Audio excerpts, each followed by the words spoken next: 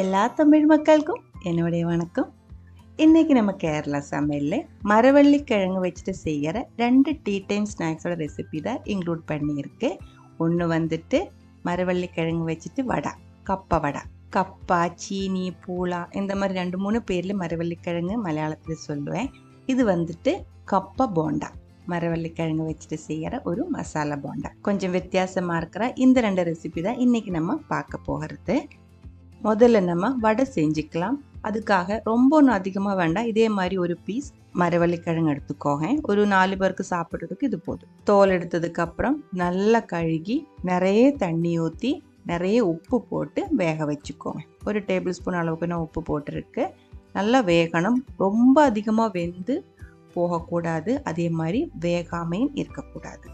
அந்த மாதிரி கரெக்டான அளவுக்கு வேக வச்சு எடுத்துக்கோங்க. இப்போ நம்ம இது ஆற விட்டுக்கலாம். ஆறினதுக்கு அப்புறம் உங்களுக்கு பிடிச்ச ஷேப்பில் கட் பண்ணி எடுத்துக்கோங்க. ரவுண்டாக வேணும்னா ரவுண்டாக கட் பண்ணிடலாம். இதே மாதிரி நீளமாக வேணும் அப்படின்னா நீளமாக கட் பண்ணிடலாம். நம்ம வாழைக்காய் பஜ்ஜி எல்லாம் செய்யும் இல்லைங்களா, அதே மாதிரி ரொம்ப தின்னாக, ரொம்ப கட்டி கம்மியாக இதே மாதிரி கட் பண்ணி எடுத்துக்கோங்க. அதுக்கப்புறம் நம்ம இது மாவுக்குள்ளே டிப் பண்ணி பொரிச்சு எடுத்துக்கலாம். இது வேக வைக்கிறது தான் உங்களுக்கு தப்பு வர்றதுக்கான ஒரு வாய்ப்பு இருக்குது. இது பாருங்கள், இது வந்து கரெக்டாக வேகலை. நம்ம பெரிய ஒரு பீஸை அப்படியே வந்து தண்ணியில் வேக வைக்கும்போது வெளியே பார்க்கும்போது நல்லா வெந்த மாதிரி இருக்கும், உள்ளே வேகாமையும் இருக்கும். அந்த மாதிரி ஒரு பீஸ் தான் இது. நீங்கள் கட் பண்ணும்போது ஷேப்பெல்லாம் கரெக்டாக கிடைக்கும்.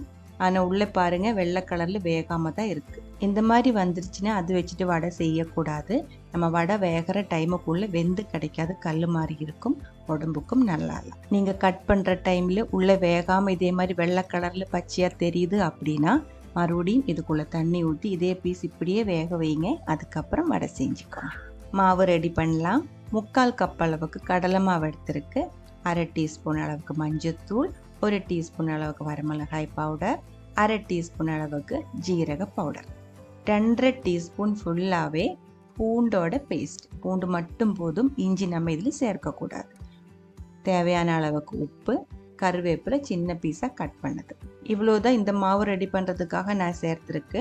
உங்களுக்கு ஜீரக பவுடர் சேர்த்துருக்கு இல்லைங்களா, அது வேண்டாம் அப்படின்னா அது மாற்றிட்டு பெருங்காயத்தூள் 1/2 டீஸ்பூன் அளவுக்கு சேர்த்துடலாம். இது 2ல் ஏதோ ஒன்று சேர்த்து இந்த மாவு ரெடி பண்ணி எடுத்துக்கோங்க. நல்லா கட்டியாக இருக்கிற மாவாக இருக்கணும், ரொம்ப லூஸாகி போகக்கூடாது. அது இல்லை இன்னும் கொஞ்சம் பஞ்சு மாதிரி பஜ்ஜி வேணும் அப்படின்னா உங்களுக்கு இதில் ஒரு பிஞ்சு அளவுக்கு பேக்கிங் சோடா கூடி சேர்த்தும் மாவை ரெடி பண்ணிடலாம். நான் இப்போ அது சேர்க்கலை. பாருங்கள், இந்த அளவுக்கு திக்காக இருக்குது. இனி நம்ம கட் பண்ணி வச்சுருக்கிற அந்த மரவள்ளி கிழங்கோட பீசஸ் எல்லாம் அந்த மாவுக்குள்ளே போட்டு எண்ணெய்க்குள்ளே பொரிச்சு எடுத்துக்கலாம். மீடியம் ஃப்ளேமிலே போட்டு வறுத்து எடுத்துக்கோங்க. மரவள்ளி கிழங்கு வந்துட்டு நல்லா வெந்ததுக்கு அப்புறம் தான் பஜ்ஜி செய்யணும். நான் மறுபடியும் சொல்கிறேன், பச்சையாக செய்யக்கூடாது. பச்சையாக இருக்கிற கிழங்குல சயனைடு அப்படின்னு சொல்லிட்டு பாய்சன் இருக்குது. அது போகிறதுக்காக தான் நம்ம தாராளமாக தண்ணி ஊற்றி இது வேக வச்சிருக்கிறது. இது வந்து ஆவியில் ஒன்றும் வேக வச்சு யாரும் சாப்பிடக்கூடாது. மரவள்ளி கிழங்கு நிறைய தண்ணி ஊற்றி அந்த தண்ணி நம்ம கொட்டணும். அப்போ தான் அந்த சயனைட் கண்டென்ட் மோஸ்ட்லி அந்த தண்ணி வழியே போயிடும். அதுக்கப்புறம் இதே மாதிரி சின்ன பீஸாக கட் பண்ணிட்டு தான் வறுத்தெடுக்கணும். இந்த ஒரு விஷயம் மட்டும் பத்திரமா பார்த்து பண்ணிக்கோங்க. மிச்செல்லாம் நம்ம பஜ்ஜி செய்கிற மாதிரியே செஞ்சு எடுத்துக்கலாம். பாருங்கள், இப்போ மீடியம் ஃப்ளேமுக்கு நல்லா வறுத்தெடுத்துருக்கு. இதில் நீங்கள் கொஞ்சம் பேக்கிங் சோடெல்லாம் போட்டிருக்கு அப்புறம் இன்னும் கொஞ்சம் பால் மாதிரி வந்துடும். அது சேர்க்காமல் இருக்கிறதா உடம்புக்கு நல்லாயிருக்கும். பாருங்கள், மரவள்ளி கிழங்கோட வடை ரெடியாக இருக்குது. அடுத்தது நம்ம செய்ய போகிறது போண்டா. அதுக்காக 1/2 கிலோ அளவுக்கு கிழங்கு தோல் எடுத்து சின்ன பீஸாக கட் பண்ணி உப்பு போட்டு வேக வச்சு இடிச்செடுத்து வச்சுருக்கு. இது இப்போ நம்ம தாளிச்சிக்கலாம். ஒரு பேனில் நான் தேங்காய் எண்ணெய் தான் ஊற்றியிருக்கு. 2 டேபிள் ஸ்பூன் அளவுக்கு இருக்குது. அதில் எண்ணெய் சூடானதுக்கப்புறம் 10 பூண்டு நல்லா இடித்து சேர்த்துருக்கு. கிழங்குக்கு, மரவள்ளி கிழங்கு எப்போவுமே பூண்டு நிறைய சேர்த்துக்கோங்க. இது நீங்கள் கொஞ்சம் கடுகு போட்டதுக்கப்புறம் பூண்டு சேர்த்தாலும் நல்லாயிருக்கும்.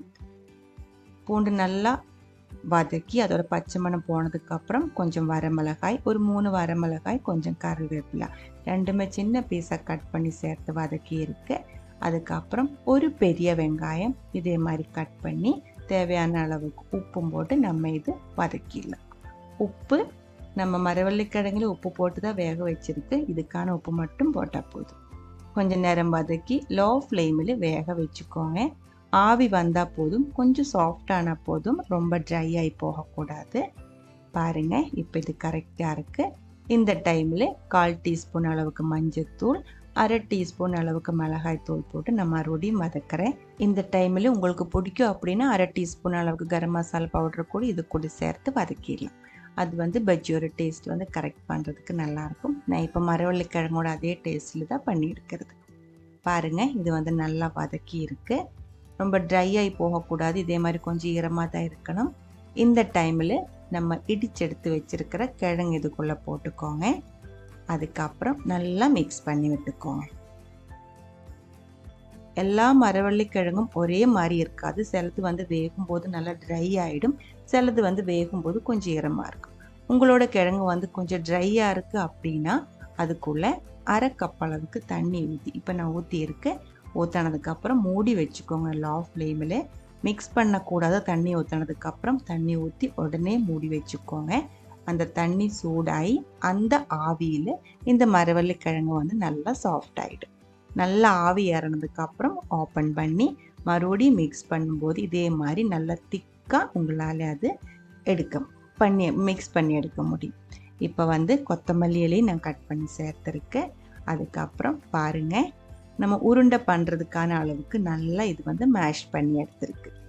இந்த மாதிரி கிடைக்கிறதுக்காக தான் கொஞ்சம் தண்ணி ஊற்றி இருக்குது. மரவள்ளி கிழங்கோட அந்த ஒரு டெக்ஸ்டர் பார்த்துட்டு ட்ரையாக இருந்தால் மட்டும் தண்ணி ஊற்றி இதே மாதிரி பண்ணிக்கோங்க. இதை ஆற விட்டுக்கோங்க. ஆறினதுக்கப்புறம் நம்ம இது உருண்டையாக பண்ணி எடுக்கணும். ஆறுறதுக்குள்ளே இதுக்கான மாவு ரெடி பண்ணிடலாம். 1 கப் அளவுக்கு மைதா மாவு, 1/2 கப் அளவுக்கு கடலை மாவு, இது ரெண்டும் சேர்த்து செஞ்சால் தான் இதுக்கு கரெக்டான டேஸ்ட் கிடைக்கும். தேவையான அளவுக்கு உப்பு போட்டுக்கோங்க. 1/2 டீஸ்பூன் அளவுக்கு மஞ்சத்தூள், 1 டீஸ்பூன் அளவுக்கு மிளகாய்த்தூள், 1/2 டீஸ்பூன் அளவுக்கு ஜீரகம். நான் பவுடராக சேர்க்கல, முழுசாக தான் சேர்த்துருக்கு. உங்களுக்கு நான் முன்னாடியே வடை செய்யும்போது சொன்ன மாதிரி பெருங்காயத்தூளோட டேஸ்ட்டு பிடிக்கும் அப்படின்னா அது இது கூட சேர்த்துடலாம். கொத்தமல்லி எல்லாம், இடித்த வரமிளகாய் இதெல்லாம் இந்த மாவு கூட சேர்த்து ரெடி பண்ணலாம். பேக்கிங் பவுடர் நான் இதில் சேர்க்கலை. மாவு வந்து இதே மாதிரி கொஞ்சம் கட்டியாக தான் இருக்கணும், ரொம்ப லூஸாகி போகக்கூடாது. மரவள்ளிக்கிழங்கு நல்லா ஆறிடுச்சு. இதே மாதிரி உங்களுக்கு பிடிச்ச சைஸில் உருண்டை பண்ணி வச்சுக்கோங்க. அதுக்கப்புறம் ஒரு உருண்டையாக எடுத்து மாவுக்குள்ளே போட்டு இதே மாதிரி ஸ்பூனில் இல்லை கையில் எடுத்து நம்ம கொதிக்க விட்ட எண்ணெய்க்குள்ளே போட்டு வறுத்து எடுத்துக்கலாம். மரவள்ளிக்கிழங்கு வச்சுட்டு செய்ய முடியாத 2 ரெசிபி இன்றைக்கி நம்ம ஷேர் பண்ணியிருக்கேன். இதில் வடை வந்துட்டு சூடோடே சாப்பிட்றது நல்லாயிருக்கும், போண்டா வந்து கொஞ்சம் ஆறினாலும் டேஸ்ட்டாக தான் இருக்கும். பிடிச்சிருந்தா ட்ரை பண்ணி பாருங்கள். அதுக்கப்புறம் உங்களோட கமெண்ட்ஸ் எல்லாம் சொல்லிடுங்க. எந்த சமையல் பிடிக்கிற ஃப்ரெண்ட்ஸுக்கு மறக்காமல் ஷேர் பண்ணி விட்டுக்கோங்க. இங்கே இதுவரைக்கும் நம்ம சேனலுக்கு கொடுத்துட்ருக்கிற சப்போர்ட்டுக்கு ரொம்ப ரொம்ப நன்றி. உடனே பார்க்கலாம் இன்னும் ஒரு ரெசிபியோட. அது வரைக்கும் வணக்கம்.